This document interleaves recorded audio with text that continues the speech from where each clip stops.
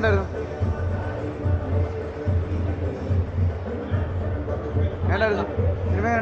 പടം. ജാഫറിനൊരു ഗോൾഡൻ കഥാപാത്രം ചെയ്യാൻ കുറിച്ചൊരു ഭയങ്കര ഒരു കണ്ണ് പൊട്ടറായിട്ട് അഭിനയിക്കാൻ പറഞ്ഞ ഒരു കഷ്ടമുള്ള കഥാപാത്രമാണ്. ഒരു കാടിൻ്റെ കഥയാണ്. നന്നായി അഭിനയിച്ചിട്ടുണ്ട്.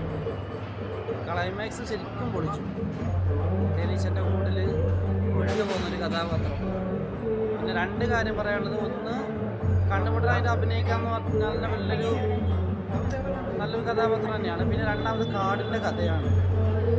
കാടിൽ ഒരു പെട്ടുപോകുന്നൊരു അവസ്ഥ നന്നായിട്ടുണ്ട്. കഥ എഴുതിയാൽ കൊള്ളാം. പിന്നെ പടം നല്ല പടം. രാജ്ബാബു സാറിൻ്റെ സിനിമയാണ്. അറിയാലോ, പുള്ളി ചെസ്സ് എല്ലാവരും തുടങ്ങിയ അടിപൊളി സിനിമകൾ സംവിധാനം ചെയ്തിട്ടുള്ള ആളാണ്. ഇതിൻ്റെ എല്ലാ ഇത് ഈ സിനിമയ്ക്കുണ്ട്. മറ്റൊന്നല്ല, നല്ല ഗംഭീരമായ മേക്കിങ്ങാണ്. മാത്രമല്ല ജാഫ്രിക്കയുടെ ആക്ടിങ് അതിഗംഭീരം. എങ്ങനെ ഉണ്ടായിരുന്നു? അത് രസമാണ്. പുള്ളിയുടെ ചിരിപ്പിക്കുകയും പിന്നെ അതുപോലെ തന്നെ നമ്മളെ രസിപ്പിക്കുകയും ചെയ്യുന്നുണ്ട്. ഗംഭീര പെർഫോമൻസ്. എങ്ങനെയുണ്ടായിരുന്നു? നല്ല പടം. ഇതിൽ നല്ലൊരു വേഷം ചെയ്യാൻ പറ്റില്ല. പിന്നെ ഇതിൻ്റെ ഡയറക്ടർ തന്നെ ചെസ്സും കങ്കാടിയൊക്കെ ചെയ്തിട്ട് ഇതുള്ളൊരു ഡയറക്ടറാണ്. പിന്നെ പ്രൊഡക്ഷൻ എന്ന് പറഞ്ഞിട്ടുണ്ടെങ്കിൽ മധുരരാജയുടെ സെക്കൻഡ് പ്രൊഡക്ഷനാണല്ലോ. പിന്നെ അടിപൊളി പടമാണ്.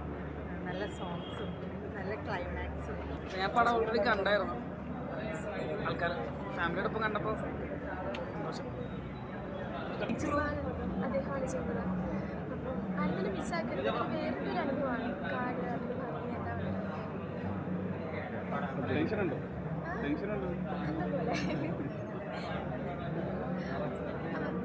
ഒരുപാട് സന്തോഷം തോന്നി. പ്രതീക്ഷിച്ചില്ല ഇത്രയും വലിയൊരു ലൈനപ്പ് ആർട്ടിസ്റ്റ് ലൈനത്തിലൂടെ എനിക്ക് പെർഫോം ചെയ്യാൻ പറ്റുമെന്ന്. ഓരോ സീനിലും കഴിച്ചത് ഒരുപാട്. അപ്പോൾ എല്ലാവരും വന്ന് കാണുമ്പോൾ ഇത് ഞങ്ങളുടെ എല്ലാവരുടേതായ പരിശ്രമമാണ്. ഒരുപാട് കഷ്ടപ്പാടും ഒക്കെ ഉണ്ട്. എല്ലാവരും കാണാൻ ഞങ്ങളെ അനുഭവിക്കുക, സപ്പോർട്ട് ചെയ്യുക.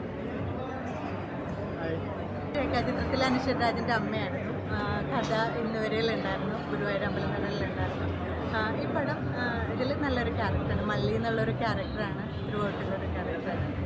നല്ലൊരു ഇമോഷണൽ ഒരു പടമാണ്. ത്രില്ലറാണ്. മെയിൻ ഇതായിട്ട് പറയുന്നത് ത്രില്ലറാണ്. പിന്നെ ജാഫ്രിക്കാണ് അതിലത്തെ മെയിൻ ക്യാരക്ടർ ചെയ്തിട്ട് മാരി എന്നുള്ള ക്യാരക്ടർ.